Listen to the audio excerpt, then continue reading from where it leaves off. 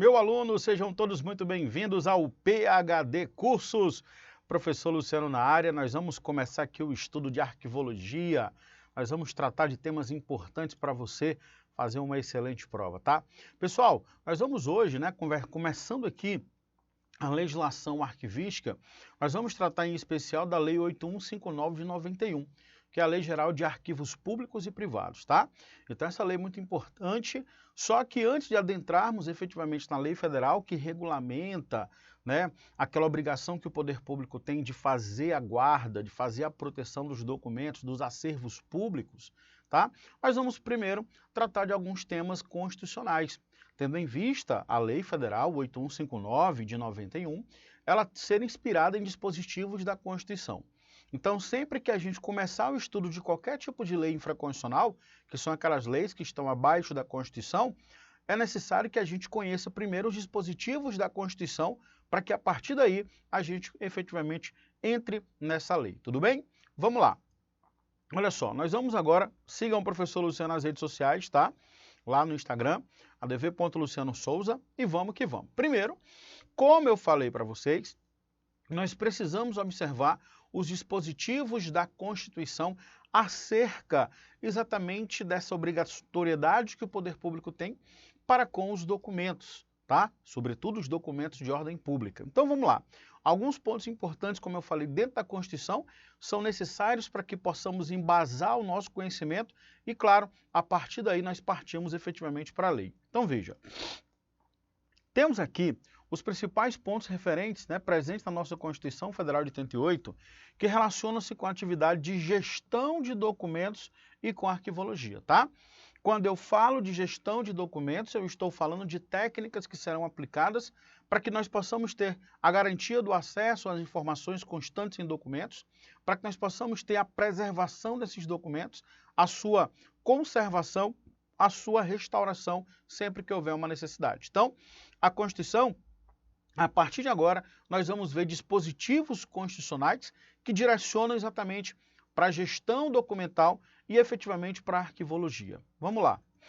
O artigo 5º, que trata dos direitos e deveres individuais e coletivos, é o primeiro que deve ser observado.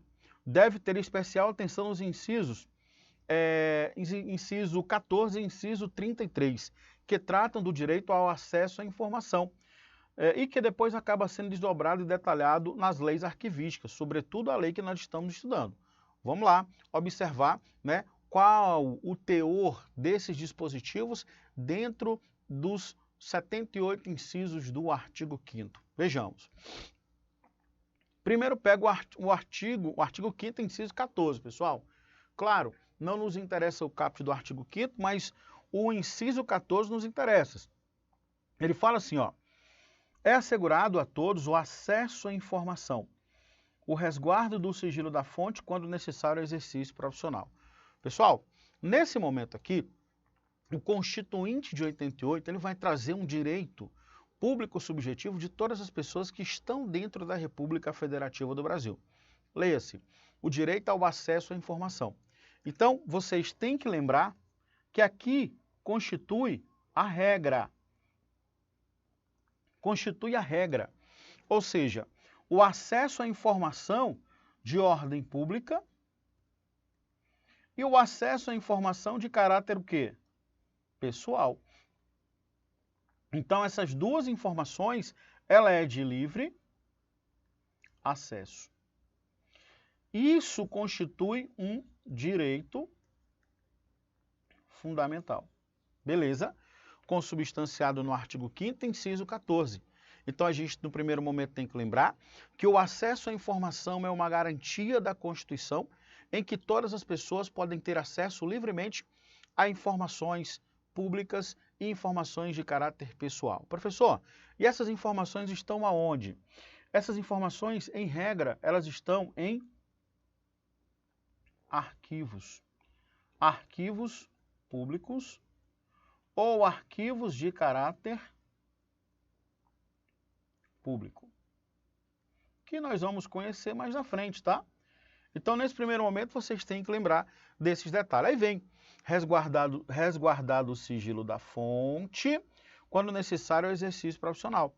Aqui, a Constituição vai trazer para a gente uma das exceções em que é possível você resguardar o sigilo. Como nós vimos aqui, a regra é que a informação ela seja entregue para todas as pessoas. Informação tanto de caráter público como de caráter pessoal é um direito meu, um direito seu, é uma faculdade nossa. É um direito fundamental de termos acesso a informações constantes em bancos públicos, em bancos ou arquivos públicos ou arquivos efetivamente de caráter público, que vocês vão conhecer mais na frente, tá? E aí a gente tem que lembrar das exceções. Exceções a esse acesso. Então eu posso declinar aqui 3 exceções. A primeira você já encontrou aqui, que vai ser o quê? O sigilo da fonte. Veja, o sigilo da fonte quando se tratar de exercício profissional. Quando você tem acesso a uma informação no exercício da atribuição de uma profissão, você não é obrigado a declinar. Você pode resguardar sigilo. Vou lhes dar um exemplo. O advogado, por exemplo, quando ele toma conhecimento de que o Joãozinho, seu cliente, efetivamente praticou aquele crime, ele não é obrigado a depor isso, a trazer isso à tona em um processo judicial, porque ele está no exercício da atribuição, nas atribuições da profissão dele, que é a advocacia. Então ali ele pode resguardar o sigilo daquela informação, inclusive de onde ele retirou aquela informação. Então veja que a primeira exceção de acesso livre às informações, a primeira exceção de acesso livre às informações vai ser o quê? O sigilo profissional. Mas existem mais duas, que inclusive nós vamos ver mais na frente alguns dispositivos da Constituição. Mas eu prefiro que você já consiga para que você possa se familiarizar com essas informações. Professor, então quais são as duas outras situações em que as informações devem ser mantidas em sigilo? Que você vai conhecer quando estivermos estudando a lei de informação, a classificação dos sigilos. Os sigilos podem ser, a informação pode ser sigilosa, resguardado seu sigilo, classificando-se como secreta, ultra secreta e reservada. Então, em alguns momentos, o poder público ele tem que tratar aquela informação com sigilo, pessoal. E aí nós vamos colocar aqui, nas nossas exceções, duas situações. Quando a segurança, quando a informação for necessária à segurança do Estado e quando a informação for necessária à segurança da sociedade. Nós podemos tratar essas informações com sigilo. Beleza? Então a regra, vamos lá, a regra é que todas as pessoas tenham acesso às informações de caráter público ou pessoal que seja entregue para aquelas pessoas, é um direito público nosso, é um direito fundamental, inclusive gravado no artigo 5º, no inciso 14. E aí as exceções são a segurança do Estado, quando a informação for necessária à segurança da sociedade, a informação não pode ser entregue para todos. Tá certo? A informação pode ser sigilosa, tá bom? E na situação também profissional. Eu tenho 3 exceções ao sigilo, como vocês já viram aí pra gente. Ok. Bom, mais adiante, ainda no artigo 5º, a gente observa o que está previsto no artigo 33, no inciso 33. Veja. Todos têm direito de receber dos órgãos públicos informações de seu interesse particular. Olha o que eu falei. Todos nós temos direito a receber informações de interesse particular ou de interesse coletivo em geral. Como eu disse para você, a regra vai ser você ter direito a essas informações, que serão prestadas no prazo da lei. A lei vai estabelecer um prazo para que o poder público possa lhe entregar essa informação, né, lhe franquear essa informação, inclusive sob pena de responsabilidade, ressalvadas, olha aí a exceção, aquelas cujo sigilo seja indispensável, imprescindível à segurança da sociedade e à segurança do Estado. Ok? Então aqui, ó, você já lembra que a regra vai ser o acesso. A exceção, né? Deixa eu pegar aqui, corrigindo aqui. A exceção vai ser o quê? Vai ser o sigilo, que pode se dar, segundo esse inciso, para garantir a segurança da sociedade e do Estado. Segurança da sociedade do Estado. Então, tá aí, tá bom? Você começa a entender que essas informações elas devem ser entregues para todos e que isso constitui direito fundamental de todos nós. Tranquilo, super fácil. Até aqui nós estamos tratando de informações previstas no texto constitucional. Ok? Vamos lá. Quando eu faço análise agora do 34, mais adiante, isso já caiu em prova, a gente observa o seguinte: a todos são assegurados independentemente do pagamento de taxa, ou seja, o poder público tem que repassar as informações que não são guardadas pelo sigilo, independentemente do pagamento de taxa. Ou seja, de forma gratuita. O poder público tem a obrigação de me entregar informações referente à minha pessoa, referente a não só a minha pessoa, mas também informações de caráter público, desde que não esteja revelada, resguardada pelo sigilo, de maneira gratuita. E aí ele fala sobre o direito de petição, tá? Vai ser gratuito, o direito de pedir aos poderes públicos em defesa dos seus direitos ou contra a legalidade ou abuso de poder. O direito de petição, que nada mais é do que o direito que você tem de pedir providências quando você se deparar com ilegalidade ou qualquer tipo de situação de abuso de poder. O direito de você bater as portas dos órgãos públicos, das instituições legalmente criadas na Constituição para pedir providência. Isso não nos interessa. Agora, veja a letra B. Obtenção de certidões e repartições públicas para a defesa dos direitos e esclarecimento de situações de interesse pessoal. Agora aqui sim. Quando eu falo em obtenção de certidão, eu estou buscando uma informação que minha. Então, tanto o direito de petição como o direito de certidão, ambas independem do pagamento de taxa. O Estado tem que franquear a sua entrega, tem que ser a título gratuito.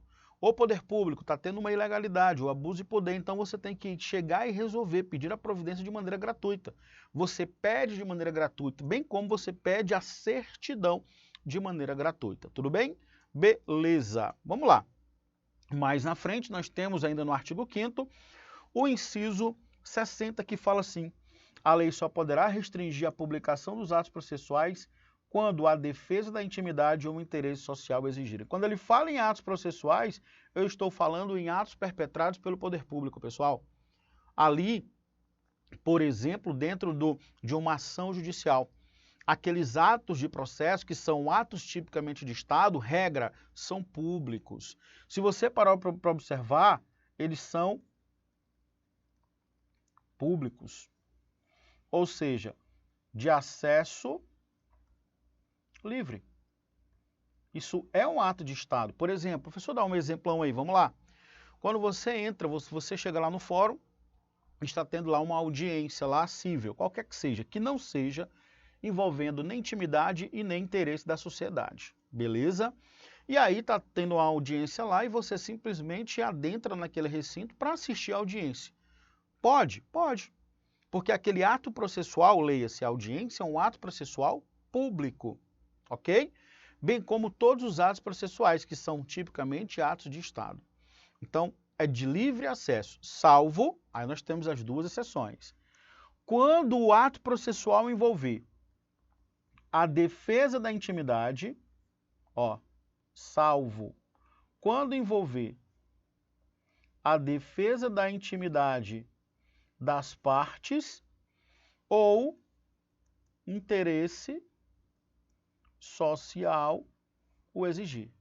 Então, regra, os atos processuais são públicos, de livre acesso, salvo quando a defesa da intimidade das partes for necessária, por exemplo, uma ação que está tramitando em segredo de justiça, porque envolve direito de família, né, divórcio, envolve dissolução de união estável, ali, naquele momento, como aquela demanda, ela se revela necessário que não seja diretamente para todos, para não expor as partes, crianças, para não expor os nubentes, né, que estão ali dissolvendo aquela união estável, enfim, os companheiros, nesse momento, para resguardar a intimidade das partes, nesse caso, os atos processuais, eles podem deixar de ser públicos.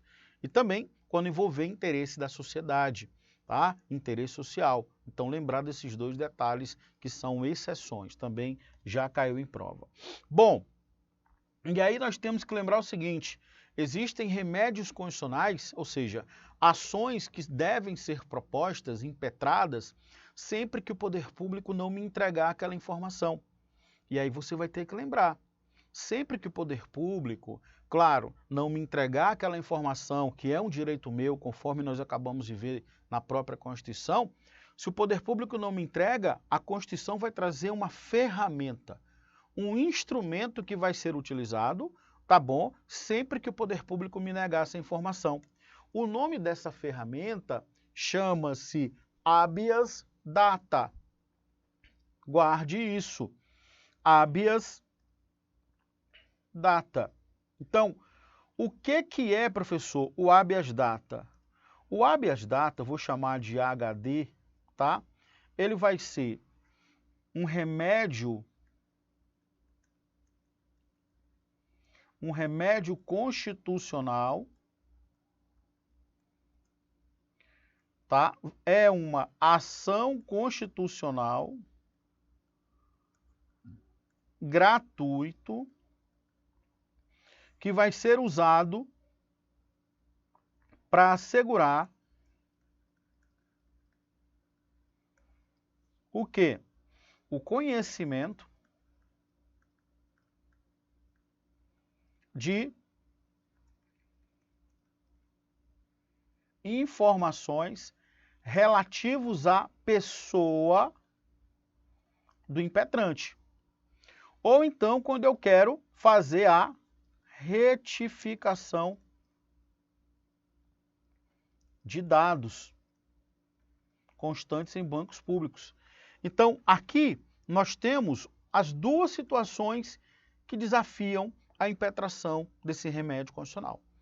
Então, a Constituição Federal ela foi tão inteligente que, além de ela conceder o direito de acesso à informação, ela vai dizer o seguinte: olha, povo brasileiro, quando vocês tiverem violado o acesso a informações, que é um direito de vocês, vocês poderão utilizar esse remédio constitucional, que é uma ação constitucional, que é um remédio constitucional. Essas duas expressões podem virar sua prova, que ele é gratuito, inclusive, tá? Vocês podem ingressar com essa ação na justiça, buscando o conhecimento da informação pessoal que é sua, que consta em bancos de dados públicos ou bancos de dados de caráter público. Então, por exemplo, quando eu falo assim, ô União Federal, eu preciso das informações relativas à minha pessoa, e a União Federal, não vou lhe dar essa informação, não. Ou então, eu digo assim, União, eu preciso fazer a correção de um dado meu que está no seu banco de dados, porque eu estou sendo prejudicado. E a União fala, não vou lhe entregar a possibilidade de você estar fazendo correção de dados, não. Pessoal, se isso acontece, vocês têm que ter em mente que o remédio constitucional cabível é o habeas data. Ok? Então vamos fazer a leitura aqui? Veja o que fala aqui o dispositivo previsto na Constituição. Para assegurar o conhecimento de informações, agora informações de qualquer pessoa? Não, somente relativas à pessoa do impetrante. Constante em registros ou bancos de dados de entidades governamentais ou de caráter público, para retificação de dados, quando não se prefira fazê-lo por processo sigiloso, judicial ou administrativo. Então, são duas situações em que eu posso utilizar esse mecanismo aqui, trazido pela Constituição, quando o meu acesso à informação referente à minha pessoa for negado. Ok? Então, tá aí, o remédio constitucional vai ser o habeas data. Lembrem-se disso. Note que o acesso à informação é garantido a todos os cidadãos, garantido sempre a manutenção do sigilo quando previsto em situações distintas. Você tem que lembrar que o sigilo sempre vai constituir o quê? Exceção. Tá? Sempre vai constituir exceção à regra. Beleza? Veja agora, nos artigos 23 e 24, que compete à União, que compete aos estados, ao Distrito Federal e aos municípios, proteger os documentos, olha aí, ó, proteger os documentos e impedir a sua destruição, assim como compete a todos, novamente, exceto os municípios, legislar sobre a proteção do patrimônio cultural do país, que engloba os documentos, como você verá mais adiante. Então, Nesse momento, a gente tem que observar que além dos direitos que a gente acabou de ver, que são direitos ou acesso à informação, o acesso a documentos referente à minha pessoa, é uma garantia da Constituição e que inclusive tem um remédio chamado habeas data, nós temos agora as obrigações do poder público. O poder público ele passa a ter obrigações na figura da União, dos estados, dos municípios e do Distrito Federal. Aqui nós estamos tratando de obrigações. Qual a obrigação do poder público, professor, para com os documentos, os acervos culturais? A obrigação vai ser, pessoal, a proteção. Então, além de garantir o acesso, o Estado também tem que garantir o que, pessoal? A proteção. A União, o Estado, o município e o Distrito Federal tem que garantir a proteção para que os arquivos públicos, para que os documentos públicos que estão naqueles arquivos não sejam deteriorados, para que aqueles documentos que têm um valor histórico, também chamado de valor secundário, não sejam deteriorados. A proteção, a conservação e a restauração, elas partem do pressuposto de que são verdadeiras obrigatoriedades, que os estados, que os municípios, que o Distrito Federal, todos os entes da federação devem ter, ok? Então, sempre tenha isso em mente. Agora, quando a gente passa a legislação, né, por exemplo, legislar sobre as ações de proteção, legislar sobre documentos, aí todos os entes da federação são competentes, exceto o município. Então, lembrem-se que o município ele tem a obrigação de proteger e garantir o acesso, mas ele não pode legislar na matéria documentos. Somente a União, os estados e o Distrito Federal. O nome dessa competência, inclusive, é uma competência, veja, é uma competência concorrente, tá bom? Quando ele fala todos, né? É uma competência concorrente. Então, vamos lá. Eu vou organizar o esquema aqui para você, ó. Se tratar de proteção, beleza? Além de proteção, se tratar de acesso, todos os entes federados. Quem são, professor? Os 4. União, Estado, municípios e Distrito Federal. Não confundir, pessoal, com, né? Não confundir com o que a gente vai colocar aqui agora, a legislação. Legislar. Legislar sobre o quê? Sobre documentos, sobre informações. A legislação somente cabe à União, aos estados e ao Distrito Federal. Os municípios ficam fora dessa competência de legislar. Tá certo? O nome dessa competência de proteção é competência comum. O nome dessa competência aqui de legislar é competência concorrente. Beleza? Competência concorrente. Então, aqui você vai ter que fazer aqui, ó, a divisão.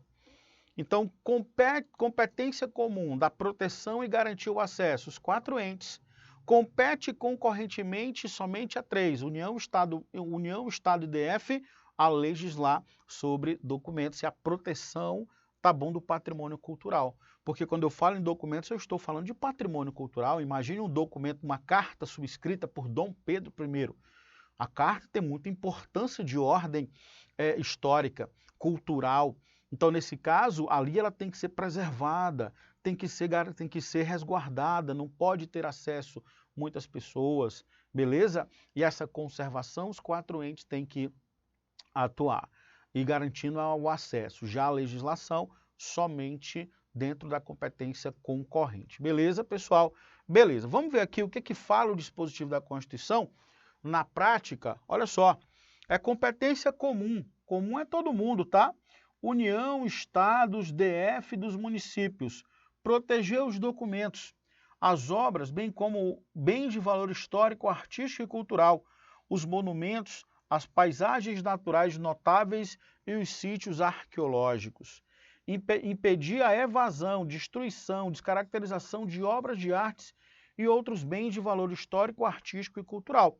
Então, se você parar para observar esses dois incisos do artigo 23, que tratam sobre as competências comuns, são competências de proteção, e elas são direcionadas para os 4 entes da federação.